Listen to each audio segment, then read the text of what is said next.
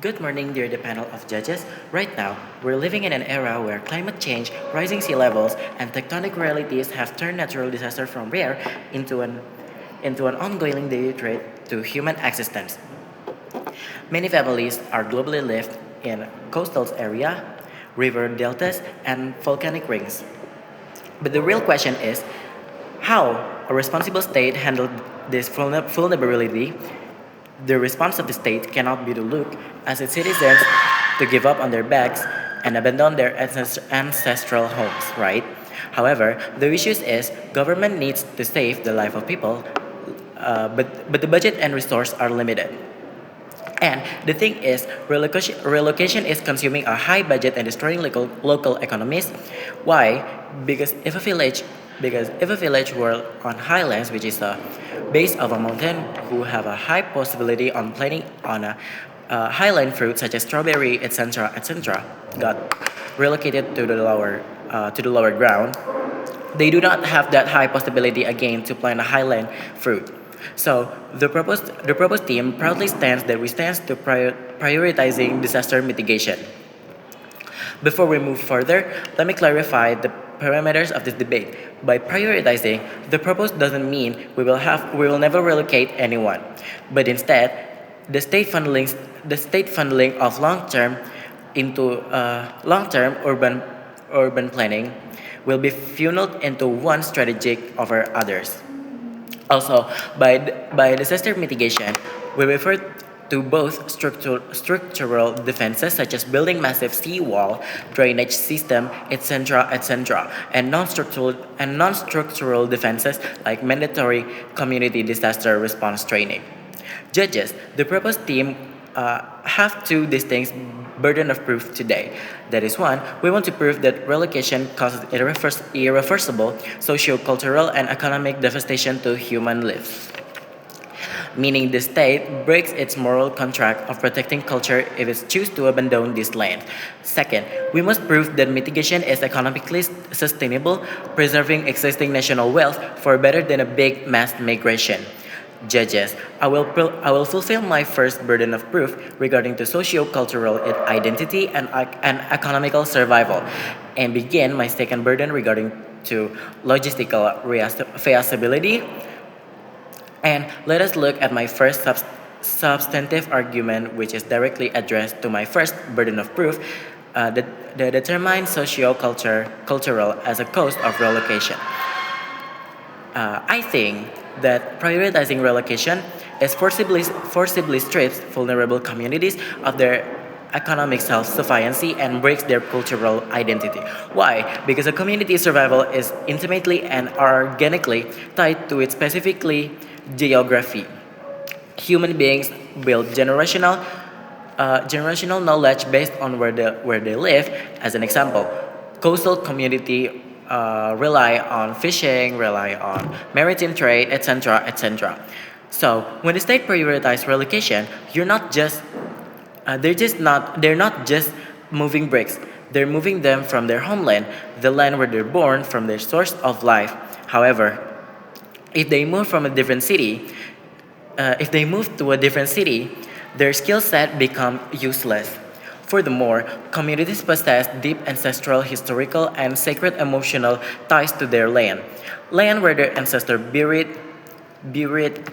Also, local mosques, churches, etc., are built. Mass relocations shatters these nets, leading to immense social alienation and localized economic collapse. Uh, the evidence is historically when governments are having attempts mass resettlement, such as displacing community for massive infrastructure project, the result is skyrocketing unemployment rate and a total loss of cultural cohesion. They are pushed to the fringe of society of low-income project. Uh, because of sacred duty of the state is to protect not just the life but an economic of autonomy and cultural heritage of its citizens, etc. By proving this, I have fulfilled my first burden of proof. Mitigations allow people to stay safe without erasing who they are actually. And next into my second argument is address my second burden of proof, the hard practical of reality and logistical and economic in mass relocation. By prioritizing relocation, a financial and logistic plan that bankrupt the state, whereas mitigation is scalable and highly effective investment. Why is this a thing? Well, let's follow the logic of what relocation actually demands. To relocate a single region or village, you need to acquire massive plots of lands which triggers intense legal battles and conflicts with people who already live there. Then you must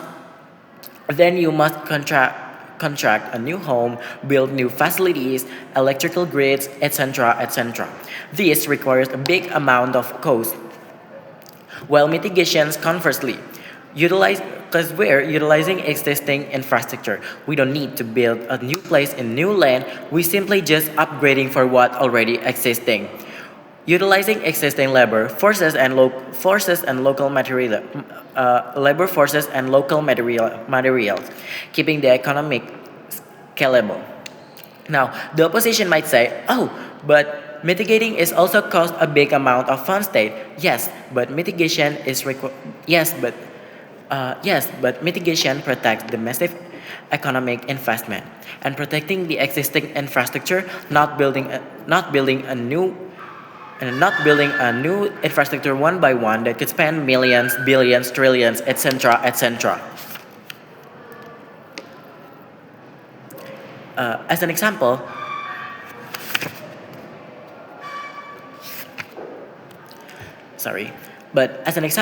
take a look at Tokyo or Singapore. They're apparently prone to typhoon, floods, and rising sea levels. But however, they choose to protect it instead of abandoning their coast and relocating millions of people.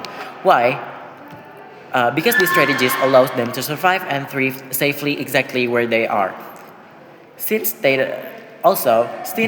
state resources are limited, prioritizing on economically devastating mass migration is reckless. Mitigation fulfills our second burden of proof because it's more scalable, realistic, and financially solution available to the state.